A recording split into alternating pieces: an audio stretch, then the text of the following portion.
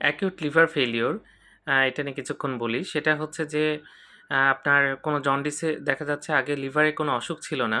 হঠাৎ করেই আপনার লিভারে সমস্যা হলো এবং এটা সাধারণত অসুখ শুরু হওয়ার ৮ সপ্তাহের মধ্যে হয়ে থাকে।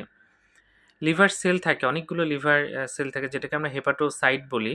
সেই সেলগুলো কিন্তু আস্তে, আস্তে ধ্বংস হতে থাকে। যেটাকে নেক্রোসিস বলা হয়। সেলগুলো নষ্ট হয়ে যায়, লিভার সেলগুলো। আমরা জানি লিভার বিভিন্ন জিনিস সিনথেসিস করে, কোনো জিনিসকে ডিটক্সিফাই করে এবং কিছু এক্সক্রিটরি ফাংশন আছে লিভারের।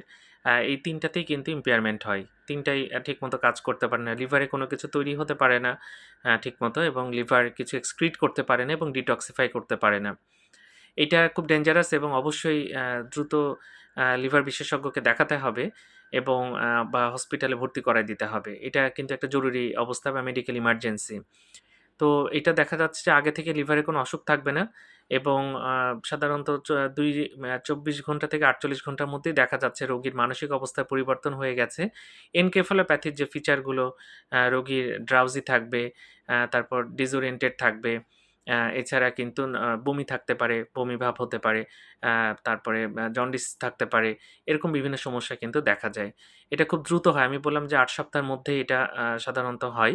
আ যা মানে অসুখ শুরু হওয়ার এবং এটা কিন্তু অবশ্যই দ্রুত ডাক্তার দেখাতে হবে নাহলে প্রাণহানি ঘটতে পারে। ধন্যবাদ সবাইকে।